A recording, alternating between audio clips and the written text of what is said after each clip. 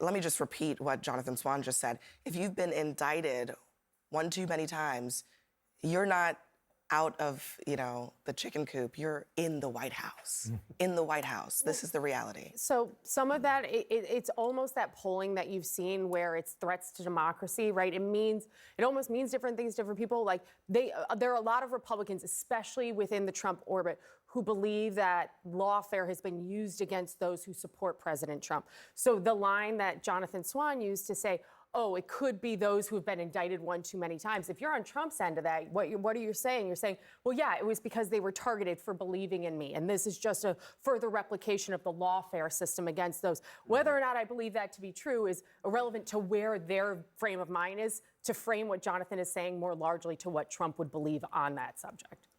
I mean, look, I think if someone is indicted, they haven't necessarily been found guilty of a thing. And I remember once upon a time when my friends on the other political side would say people should be given second chances, second opportunities. President-elect is within his right to consider whomever he wants as his advisors. Some people may like it, some may not like it. I think Susie Wiles is going to do a pretty good job of sort of guarding and providing roadblocks, if you will, for individuals that she believes would be a distraction to his overall agenda.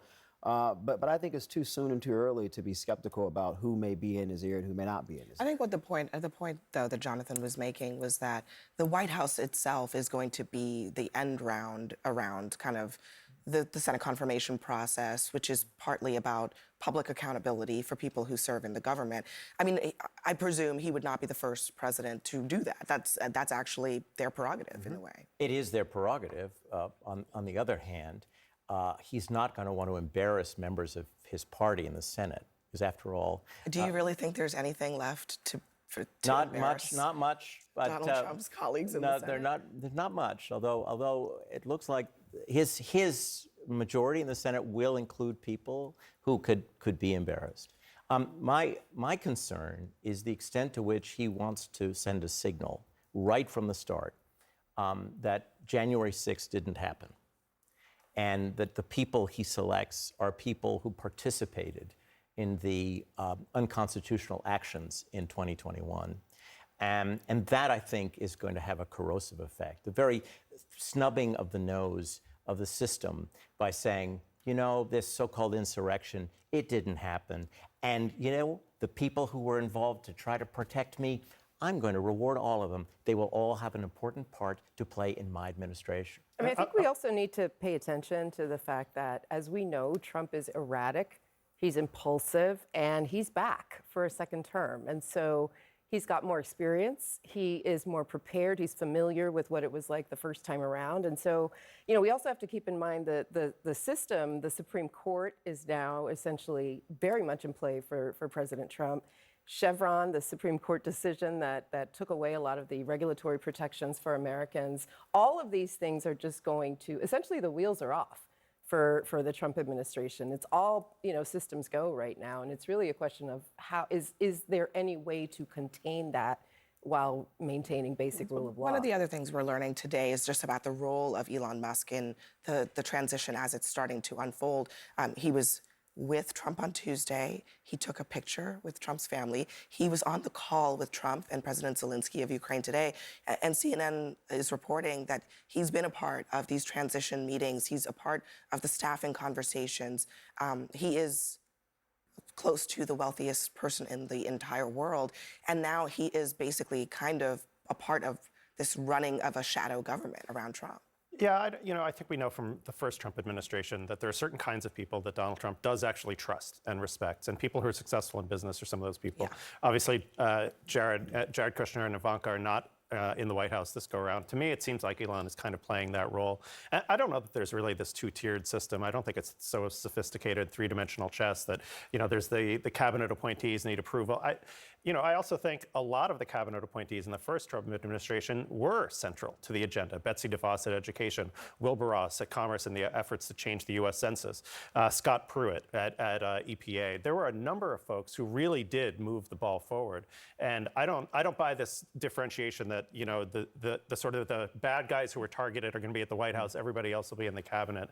I think Donald Trump perceives that he has a very broad mandate to do whatever he wants. Yeah, and also, just to be clear, in the the early parts of the original Trump administration coming out of the 2016 election, there were a lot of people who made it into the White House who were then walked out of the White House, who might have made it into a first wave or a second wave of staff and who maybe didn't make it long term. There are always turnover and changes in a White House and an administration as things move along. You don't always get the first piece of the puzzle right. Senate confirmations will be the much larger hurdle for Donald Trump to go through than it is about who's sitting in the East Wing or the West Wing. It is more about who has access to the I will Oval. And if you have say- Susie standing at the helm there, that is actually somebody that is a big bad I just want force to be stop clear, the though, crazy. like when we talk about the turnover that happened in the Trump administration, which I was there for, it's not like normal White House turnover. It was literally people knifing on each a normal- other. We have units of measure now, you right? We know, measure their it's- time in it was, I mean, in Scaramucci, terms right? of, This this is Well, not that is a even- very select this is measurement not of even the time. appointed people.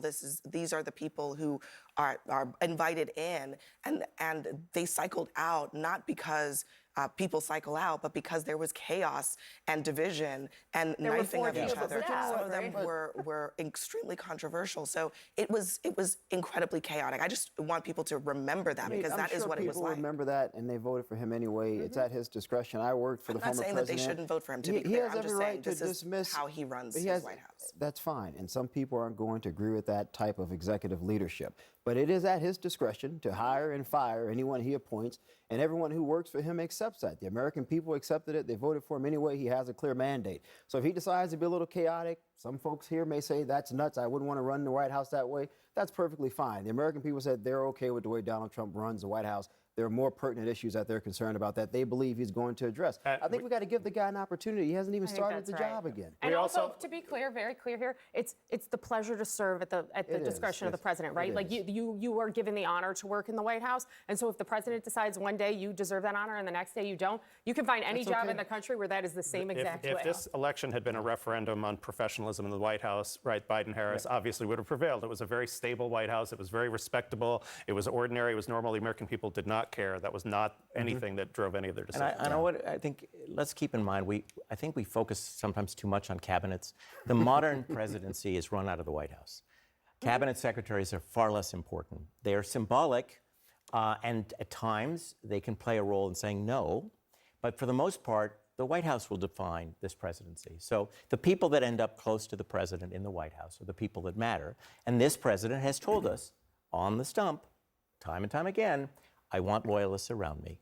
And has What made the president argument. wouldn't, though? Let's No, be no, clear. but he's Every made the president. point. No, he's Go ahead, well, go ahead. he's made the point that he couldn't achieve what he hoped to achieve the first time around because of disloyalty.